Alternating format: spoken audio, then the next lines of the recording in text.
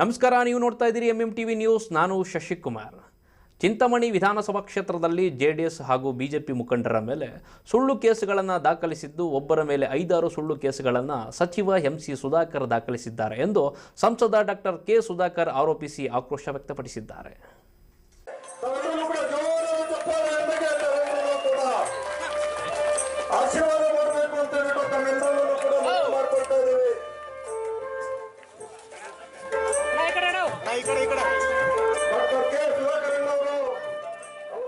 ಚಿಂತಾಮಣಿ ವಿಧಾನಸಭಾ ಕ್ಷೇತ್ರ ವ್ಯಾಪ್ತಿಯ ಕಡಪ ರಸ್ತೆಯಲ್ಲಿ ಇರುವ ಜಿಕೆ ಭವನದಲ್ಲಿ ಕೋಲಾರ ಚಿಕ್ಕಬಳ್ಳಾಪುರ ಲೋಕಸಭಾ ಕ್ಷೇತ್ರದಲ್ಲಿ ನೂತನವಾಗಿ ಆಯ್ಕೆಯಾದ ಸಂಸದರಿಗೆ ಸನ್ಮಾನ ಕಾರ್ಯಕ್ರಮವನ್ನು ಏರ್ಪಡಿಸಲಾಗಿತ್ತು. ಈ ವೇಳೆ ಮಾತನಾಡಿದ ಸಂಸದ ಡಾಕ್ಟರ್ ಕೆ ಸುಧಾಕರ್, ಚಿಂತಾಮಣಿ ಕ್ಷೇತ್ರ ವಿಶೇಷವಾದದ್ದು, ಜೊತೆಗೆ ಪುಣ್ಯ ಕ್ಷೇತ್ರವೂ ಇದೆ. ಇಲ್ಲಿಗೆ ಬಂದರೆ ದಿವಂಗತ ಮಾಜಿ ಸಚಿವ ಕೃಷ್ಣಾರೆಡ್ಡಿ ಅವರನ್ನ ನಾನು ತಿಳಿದುಕೊಳ್ಳುತ್ತಿರುತ್ತೇನೆ. ದಿವಂಗತ ಕೃಷ್ಣಾರೆಡ್ಡಿ ಅವರು ಸರಳ ಸಜ್ಜನಿಕೆ ವ್ಯಕ್ತಿ. ಅದೇ ರೀತಿ ಚಿಂತಾಮಣಿ ಕೃಷ್ಣಾರೆಡ್ಡಿ ಬಹಳಷ್ಟು ಸರಳ ಸಜ್ಜನಿಕೆ ವ್ಯಕ್ತಿ, ಜನರ ನಡುವೆ ಇರುತ್ತಿದ್ದರು.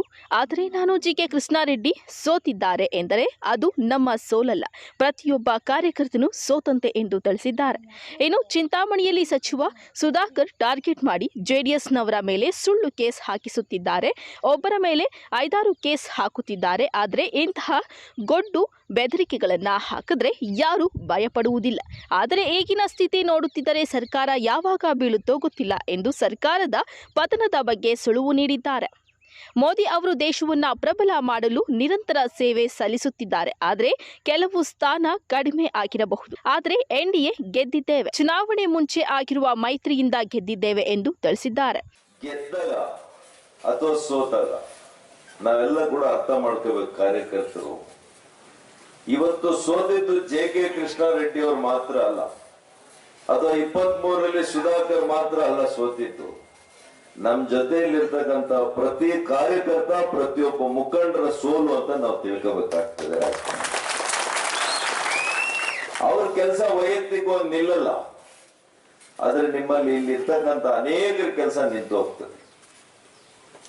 ಇಲ್ಲಿ ನೋಡ್ತಾ ಇದ್ದೀನಿ ಚಿಂತಾಮಣಿಯಲ್ಲಿ ಎಷ್ಟು ಸುಳ್ಳು ಕೇಸುಗಳಾಗ್ತಾ ಇದೆ ಅನ್ನೋದು ಕೂಡ ನನ್ನ ಗಮನದಲ್ಲಿದೆ.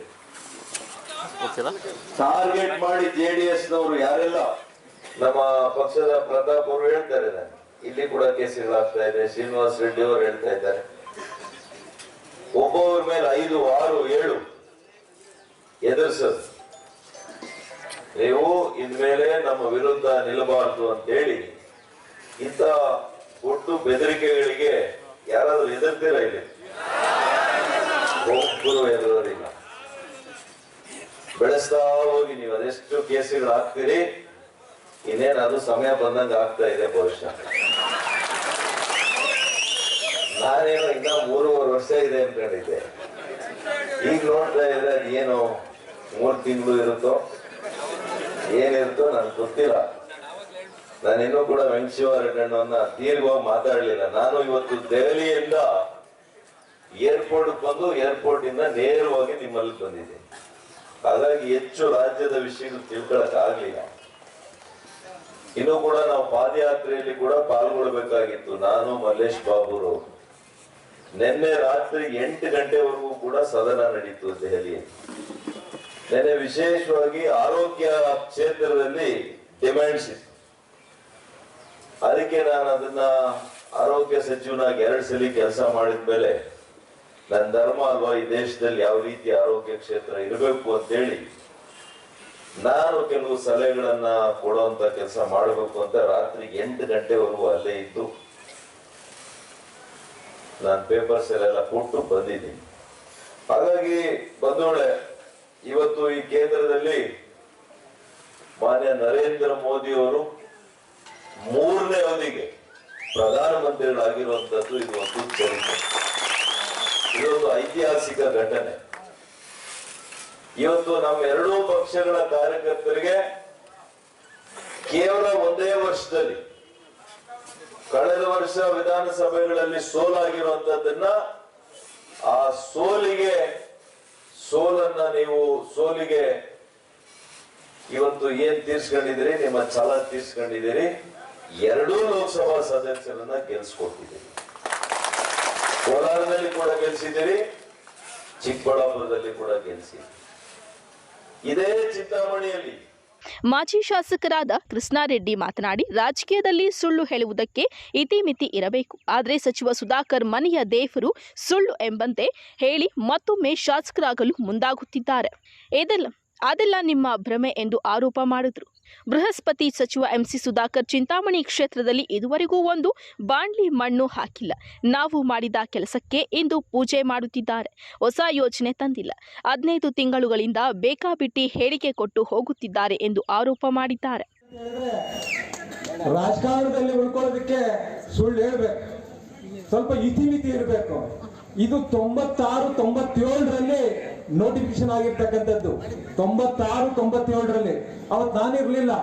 ಅವತ್ತು ನಮ್ಮ ದಿವಂಗತ KM ಕೃಷ್ಣಾರೆಡ್ಡಿ ಅವರಿದ್ರು. ಬಹುಶಃ ಇವತ್ತು KM ಕೃಷ್ಣಾರೆಡ್ಡಿ ಇದ್ರು ತಪ್ಪಲ್ಲ. ಸುಧಾಕರ್ಗೆ ಹೇಳ್ತೇನೆ, ಅವ್ರು ನೋಡಿದಾರೋ ಇಲ್ವೋ ಗೊತ್ತಿಲ್ಲ, ನನಗೆ ಮಾತ್ರ ಅನ್ವಯಿಸ್ಲಿ. ಜನರ ಮುಂದೆ ಸಾರ್ವಜನಿಕವಾಗಿ ಏನೋ ಒಂದು ಹೇಳ್ಕೊಂಡು ಹೋಗ್ಬಿಟ್ರೆ ಕೇಳ್ತಾರೆ ಅನ್ಕೊಂಡಿರ್ಬೋದು.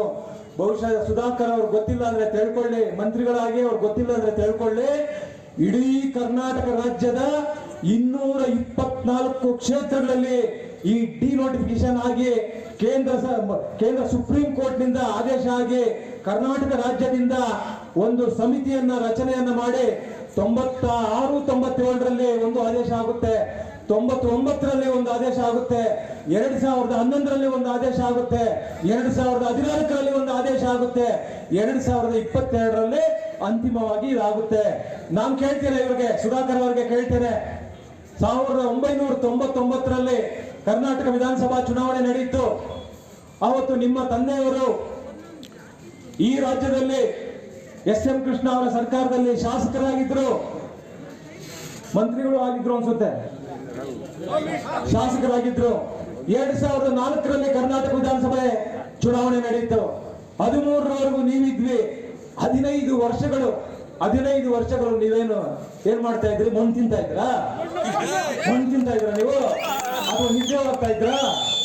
1999ರಿಂದ ಈ ಸಂದರ್ಭದಲ್ಲಿ ಶ್ರೀನಿವಾಸಪುರ ವಿಧಾನಸಭಾ ಕ್ಷೇತ್ರದ ಶಾಸಕರಾದ ವೆಂಕಟ ಶಿವಾರೆಡ್ಡಿ, ಮುಖಂಡರಾದ ವೇಣುಗೋಪಾಲ್, ಜೆಡಿಎಸ್ ತಾಲೂಕು ಅಧ್ಯಕ್ಷರಾದ ದಿನಮಿಂದಹಳ್ಳಿ ಬೈರೆಡ್ಡಿ, ದೊಡ್ಡಬೊಮ್ಮನಹಳ್ಳಿ ವೆಂಕಟರೆಡ್ಡಿ, ಪ್ರತಾಪ್, ಅನಿಲ್ ಕುಮಾರ್, ಮಾಜಿ ನಗರಸಭಾ ಸದಸ್ಯರಾದ ಅಲ್ಲಾ ಬಕ್ಕಶ್ ಮತ್ತಿತರರು ಭಾಗವಹಿಸಿದ್ದರು.